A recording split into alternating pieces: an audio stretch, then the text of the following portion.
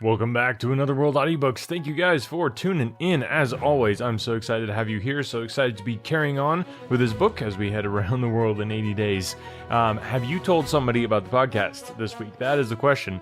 I have been doing this podcast now for quite a few years, and I am so grateful to be able to put this work out into the world, and I hope you're enjoying it, but I need your help to spread the word.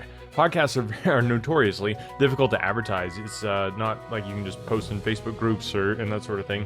And a lot of times trying to target an actual paid ad is extremely difficult to actually find the right people so to have any kind of ROI on the advertisement. So you guys are my advertisement. So if you enjoy this podcast, if you've gotten any value out of this whatsoever, all that I ask in return for putting out an episode every week and 400 plus episodes and dozens of audiobooks for free is that you tell somebody about the podcast. If you think this podcast is worthwhile and you want to stay on the air, please spread the word. I'd love to see some social media posts. If you tag me, I'd love to send some social media love your way and share your posts as well.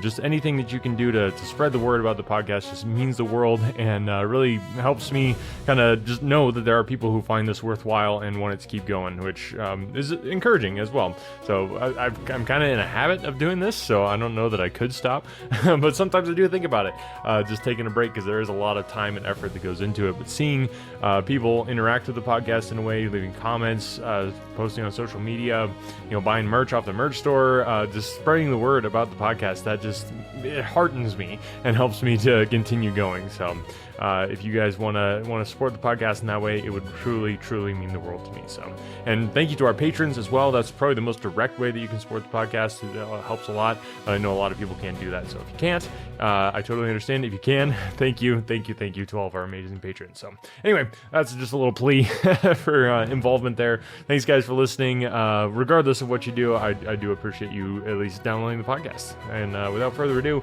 let's jump into the next couple chapters of Around the World in 80 Days. Chapter 16, in which Fix does not seem to understand in the least what is said to him. The Rangoon, one of the Peninsular and Oriental Company's boats plying in the Chinese and Japanese seas, was a screw steamer built of iron, weighing about 1,770 tons, and with engines of 400 horsepower. She was as fast, but not as well fitted up, as the Mongolia, and Aouda was not as comfortably provided for on board of her as Phileas Fogg could have wished. However, the trip from Calcutta to Hong Kong only comprised some 3,500 miles, occupying from 10 to 12 days, and the young woman was not difficult to please. During the first days of the journey, Aouda became better acquainted with her protector, and constantly gave evidence of her deep gratitude for what he had done.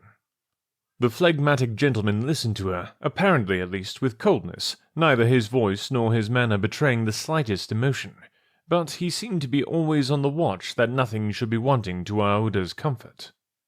He visited her regularly each day at certain hours, not so much to talk himself as to sit and hear her talk. He treated her with the strictest politeness, but with the precision of an automaton, the movements of which had been arranged for this purpose. Aouda did not quite know what to make of him, though Passepartout had given her some hints of his master's eccentricity, and made her smile by telling her of the wager which was sending him round the world. After all, she owed Phileas Fogg her life, and she always regarded him through the exalting medium of her gratitude. Aouda confirmed the Parsi guide's narrative of her touching history. She did indeed belong to the highest of the native races of India. Many of the Parsi merchants have made great fortunes there by dealing in cotton, and one of them, Sir Jametsi Jijiboy, was made a baronet by the English government. Aouda was a relative of this great man, and it was his cousin, Jije, whom she hoped to join at Hong Kong. Whether she would find a protector in him she could not tell, but Mr. Fogg essayed to calm her anxieties, and to assure her that everything would be mathematically, he used the very word, arranged. Aouda fastened her great eyes, clear as the sacred lakes of the Himalaya, upon him. But the intractable Fogg, as reserved as ever, did not seem at all inclined to throw himself into this lake. The first few days of the voyage passed prosperously amid favourable weather and propitious winds, and they soon came in sight of the great Andaman, the principal of the islands in the Bay of Bengal, with its picturesque Saddle Peak, 2,400 feet high, looming above the waters. The steamer passed along near the shores, but the savage Papuans, who are in the lowest scale of humanity, but are not, as has been asserted, cannibals, did not make their appearance. The panorama of the islands as they steamed by them was superb. Vast forests of palms, arix, bamboo, teakwood, of the gigantic mimosa, and the tree-like ferns covered the foreground, while behind, the graceful outlines of the mountains were traced against the sky, and along the coasts swarmed by thousands the precious swallows, whose nests furnish a luxurious dish to the tables of the Celestial Empire. The varied landscape afforded by the Andaman Islands was soon passed, however, and the Rangoon rapidly approached the Straits of Malacca, which gave access to the China Seas. What was Detective Fix, so unluckily drawn on from country to country, doing all this while? He had managed to embark on the Rangoon at Calcutta without being seen by Passepartout, after leaving orders that, if the warrant should arrive, it should be forwarded to him at Hong Kong, and he hoped to conceal his presence to the end of the voyage. It would have been difficult to explain why he was on board without awakening Passepartout's suspicions, who thought him still at Bombay, but necessity impelled him, nevertheless, to renew his acquaintance with the worthy servant, as will be seen. All the detective's hopes and wishes were now centered on Hong Kong, for the steamer's stay at Singapore would be too brief to enable him to take any steps there. The arrest must be made at Hong Kong, or the robber would probably escape him forever. Hong Kong was the last English ground on which he would set foot. Beyond, China, Japan, America offered to Fogg an almost certain refuge. If the warrant should at last make its appearance at Hong Kong, Fix could arrest him and give him into the hands of the local police, and there would be no further trouble. But beyond Hong Kong, a simple warrant would be of no avail. An extradition warrant would be necessary, and that would result in delays and obstacles of which the rascal would take advantage to elude justice. Fix thought over these probabilities during the long hours which he spent in his cabin, and kept repeating to himself, "Now, either the warrant will be at Hong Kong, in which case I shall arrest my man, or it will not be there, and this time it is absolutely necessary that I should delay his departure. I have failed at Bombay, and I have failed at Calcutta. If I fail at Hong Kong, my reputation is lost. Cost what it may, I must succeed. But how shall I prevent his departure, if that should turn out to be my last resource?"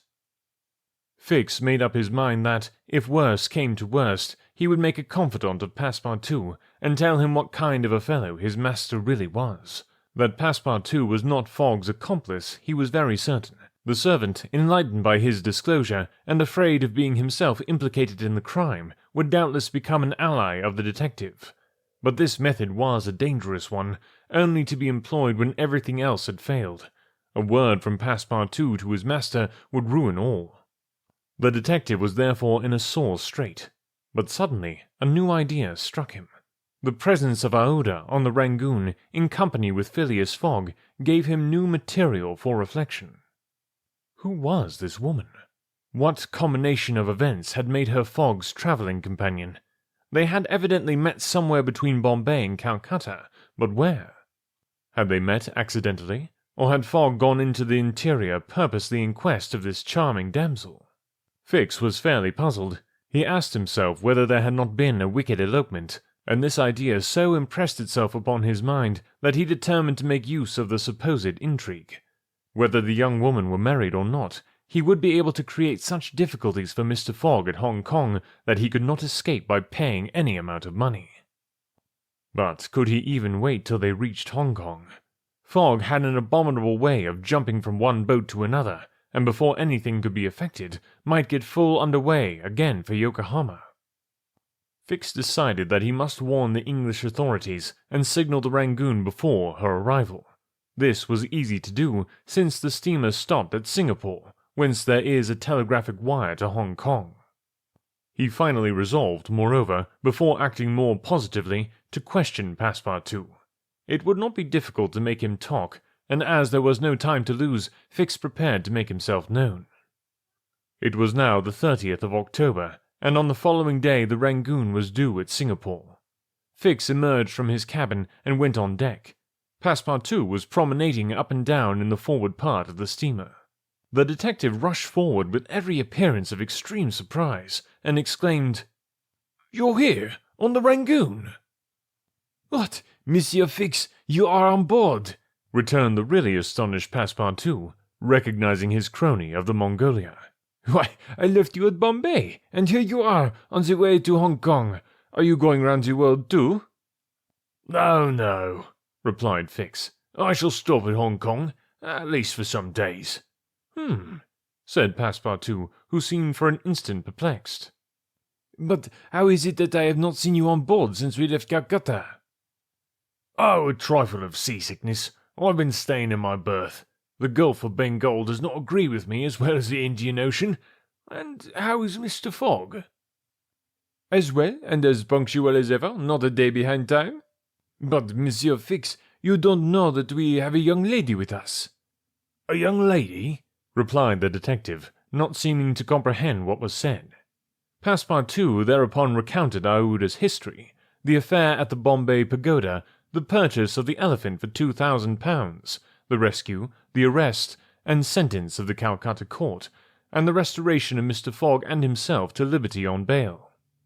Fix, who was familiar with the last events, seemed to be equally ignorant of all that Passepartout related, and the latter was charmed to find so interested a listener. "But does your master propose to carry this young woman to Europe?" "Not at all. We are simply going to place her under the protection of one of her relatives, a rich merchant at Hong Kong." "Nothing to be done there," said Fix to himself, concealing his disappointment. "A glass of gin, Mr. Passepartout?" "Willingly, Monsieur Fix. We must at least have a friendly glass on board the Rangoon." Chapter 17. Showing what happened on the voyage from Singapore to Hong Kong. The detective and Passepartout met often on deck after this interview, though Fix was reserved, and did not attempt to induce his companion to divulge any more facts concerning Mr. Fogg. He caught a glimpse of that mysterious gentleman once or twice. But Mr. Fogg usually confined himself to the cabin, where he kept Aouda company, or, according to his inveterate habit, took a hand at whist. Passepartout began very seriously to conjecture what strange chance kept Fix still on the route that his master was pursuing. It was really worth considering why this certainly very amiable and complacent person, whom he had first met at Suez, had then encountered on board the Mongolia, who disembarked at Bombay, which he announced as his destination, and now turned up so unexpectedly on the Rangoon, was following Mr. Fogg's tracks step by step. What was Fix's object? Passepartout was ready to wager his Indian shoes, which he religiously preserved, that Fix would also leave Hong Kong at the same time with them, and probably on the same steamer. Passepartout might have cudgelled his brain for a century without hitting upon the real object which the detective had in view. He never could have imagined that Phileas Fogg was being tracked as a robber around the globe. But, as it is in human nature to attempt the solution of every mystery, Passepartout suddenly discovered an explanation of Fix's movements, which was in truth far from unreasonable. Fix, he thought, could only be an agent of Mr. Fogg's friends at the Reform Club, sent to follow him up, and to ascertain that he really went round the globe as had been agreed upon. "It's clear," repeated the worthy servant to himself, proud of his shrewdness. "He's a spy sent to keep us in view. That isn't quite the thing, either, to be spying Mr. Fogg, who is so honourable a man. Ah, gentlemen of the Reform, this shall cost you dear." Passepartout, enchanted with his discovery, resolved to say nothing to his master, lest he should be justly offended at this mistrust on the part of his adversaries. But he determined to chaff Fix, when he had the chance, with mysterious allusions, which, however, need not betray his real suspicion. During the afternoon of Wednesday, 30th October, the Rangoon entered the Strait of Malacca, which separates the peninsula of that name from Sumatra. The mountainous and craggy islets intercepted the beauties of this noble island from the view of the travellers. The Rangoon weighed anchor at Singapore the next day at 4 a.m. to receive coal, having gained half a day on the prescribed time of her arrival. Phileas Fogg noted this gain in his journal, and then, accompanied by Aouda, who betrayed a desire for a walk on shore, disembarked. Fix, who suspected Mr. Fogg's every movement, followed them cautiously, without being himself perceived, while Passepartout, laughing in his sleeve at Fix's maneuvers, went about his usual errands. The island of Singapore is not imposing in aspect, for there are no mountains, yet its appearance is not without attractions. It is a park checkered by pleasant highways and avenues. A handsome carriage, drawn by a sleek pair of New Holland horses, carried Phileas Fogg and Aouda into the midst of rows of palms with brilliant foliage, and of clove trees, whereof the cloves form the heart of a half-open flower. Pepper plants replaced the prickly hedges of European fields. Sago bushes, large ferns with gorgeous branches, varied the aspect of this tropical clime, while nutmeg trees in full foliage filled the air with a penetrating perfume. Agile and grinning bands of monkeys skipped about in the trees, nor were tigers wanting in the jungles. After a drive of 2 hours through the country, Aouda and Mr. Fogg returned to the town, which is a vast collection of heavy-looking, irregular houses, surrounded by charming gardens rich in tropical fruits and plants. And at 10 o'clock they re-embarked, closely followed by the detective, who had kept them constantly in sight. Passepartout, who had been purchasing several dozen mangoes, a fruit as large as good-sized apples, of a dark brown colour outside and a bright red within, and whose white pulp, melting in the mouth, affords gourmands a delicious sensation, was waiting for them on deck. He was only too glad to offer some mangoes to Aouda, who thanked him very gracefully for them. At 11 o'clock the Rangoon rode out of Singapore harbour, and in a few hours the high mountains of Malacca, with their forests, inhabited by the most beautifully furred tigers in the world, were lost to view. Singapore is distant some 1,300 miles from the island of Hong Kong, which is a little English colony near the Chinese coast. Phileas Fogg hoped to accomplish the journey in 6 days, so as to be in time for the steamer which would leave on the 6th of November for Yokohama, the principal Japanese port. The Rangoon had a large quota of passengers, many of whom disembarked at Singapore, among them a number of Indians, Ceylonese, Chinamen, Malays, and Portuguese, mostly second-class travellers. The weather, which had hitherto been fine, changed with the last quarter of the moon. The sea rolled heavily, and the wind at intervals rose almost to a storm, but happily blew from the southwest, and thus aided the steamer's progress. The captain as often as possible put up his sails, and under the double action of steam and sail, the vessel made rapid progress along the coasts of Annam and Cochin China.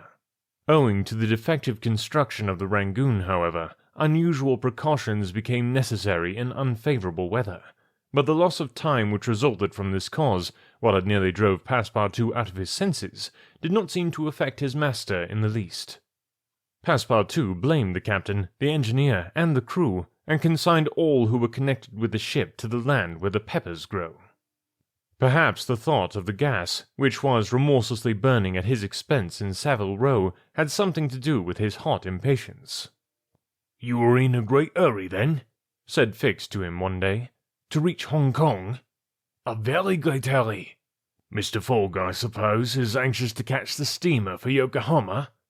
"Terribly anxious." "You believe in this journey around the world, then?" "Absolutely. Don't you, Mr. Fix?" "I don't believe a word of it." "You're a sly dog," said Passepartout, winking at him. This expression rather disturbed Fix, without his knowing why. Had the Frenchman guessed his real purpose? He knew not what to think. But how could Passepartout have discovered that he was a detective? Yet, in speaking as he did, the man evidently meant more than he expressed. Passepartout went still further the next day. He could not hold his tongue. "Mr. Fix," said he in a bantering tone, "shall we be so unfortunate as to lose you when we get to Hong Kong?" "Why," responded Fix, a little embarrassed, "I don't know. Perhaps—" "If you would only go on with us! An agent of the Peninsular Company, you know, can't stop on the way. You were only going to Bombay, and here you are in China. America is not far off, and from America to Europe is only a step." Fix looked intently at his companion, whose countenance was as serene as possible, and laughed with him. But Passepartout persisted in chaffing him by asking him if he made much by his present occupation. "Yes and no," returned Fix. "There is good and bad luck in such things, but you must understand that I don't travel at my own expense." "Oh, I am quite sure of that," cried Passepartout, laughing heartily. Fix, fairly puzzled, descended to his cabin and gave himself up to his reflections. He was evidently suspected. Somehow or other, the Frenchman had found out that he was a detective. But had he told his master? What part was he playing in all this? Was he an accomplice or not? Was the game then up? Fix spent several hours turning these things over in his mind, sometimes thinking that all was lost, and then persuading himself that Fogg was ignorant of his presence, and then undecided what course it was best to take. Nevertheless, he preserved his coolness of mind, and at last resolved to deal plainly with Passepartout. If he did not find it practicable to arrest Fogg at Hong Kong, and if Fogg made preparations to leave that last foothold of English territory, he, Fix, would tell Passepartout all. Either the servant was the accomplice of his master, and in this case the master knew of his operations, and he should fail. Or else the servant knew nothing about the robbery, and then his interest would be to abandon the robber. Such was the situation between Fix and Passepartout. Meanwhile, Phileas Fogg moved about above them in the most majestic and unconscious indifference. He was passing methodically in his orbit around the world, regardless of the lesser stars which gravitated around him. Yet there was nearby what the astronomers would call a disturbing star, which might have produced an agitation in this gentleman's heart. But no, the charms of Aouda failed to act, to Passepartout's great surprise, and the disturbances, if they existed, would have been more difficult to calculate than those of Uranus, which led to the discovery of Neptune. It was every day an increasing wonder to Passepartout, who read in Aouda's eyes the depths of her gratitude to his master. Phileas Fogg, though brave and gallant, must be, he thought, quite heartless. As to the sentiment which this journey might have awakened in him, there was clearly no trace of such a thing, while poor Passepartout existed in perpetual reveries. One day he was leaning on the railing of the engine-room, and was observing the engine, when a sudden pitch of the steamer threw the screw out of the water. The steam came hissing out of the valves, and this made Passepartout indignant. "The valves are not sufficiently charged," he exclaimed. "We are not going. Ah, these English! If this was an American craft, we should blow up, perhaps, but we should at all events go faster."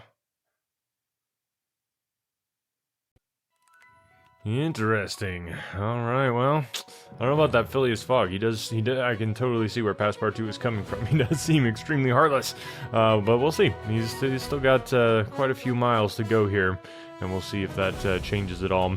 Not too many vocabulary words today, but I did find something extremely interesting. We'll get to that in a second, but first, inveterate means firmly and long established, so deep-rooted, persisting in an ingrained habit, habitual.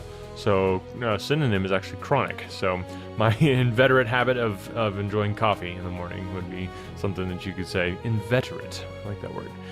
The other one was, he mentions mango, and he describes it as a fruit as large as a good-sized apple, a dark brown color outside. So I thought he was describing like a mango, and I was like, okay, dark brown, like I guess some of them are, but it's probably not one you want to eat. And this says it's bright red within. I'm like, wait, no, mango I've seen is yellow, and it says it has white pulp melting in the mouth before it gourmands a delicious sensation. So I was like, wait a second, that's not a mango. So I looked it up, and apparently it is widely believed that Verne either confused the names of mango versus mangosteen. So there's another fruit, and I've never heard of it before, called mangosteen. So it's commonly believed that he confused the names, or he was relying on a source that conflated the two.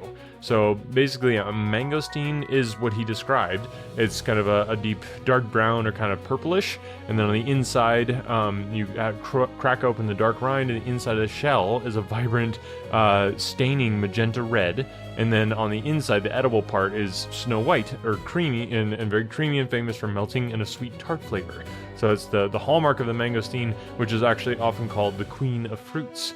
So I've never had a mangosteen. I have had mango, which are kind of green, yellow, or red on the outside, maybe kind of brownish, but usually more of that green, yellow, red. And then the flesh is that yellow orange, very bright, and that's what you eat. And then there's the big pit on the inside. So I was very familiar with mangoes, and so when it described it, and I was like, that's not a mango. Yeah, so it sounds like it was a mangosteen, which is just one of those really interesting little facts about this book that I found quite fascinating. So yeah, have you ever had the queen of fruits? I really want to try it. It says that apparently it's considered one of the most delicious fruits in Southeast Asia. It sounds delicious. I would love to try it. So I would love. I don't think I've ever seen one at the grocery store unless I've just not known what I was looking at. But I would definitely be on the lookout for a mangosteen the next time I'm at the grocery store. And if you've ever had one, I'd love to hear from you. Please get in touch. Again, that's anotherworldaudiobooks@gmail.com, or you can comment on social media and stuff. That's a great way to engage, because not only do we get to have a conversation, but other people get to see it, which helps other people learn about the podcast. So thanks again, guys, for listening and sharing the podcast.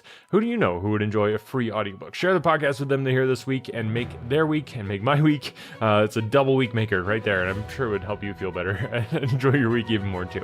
So thanks again, guys, for listening, and we'll catch you next week.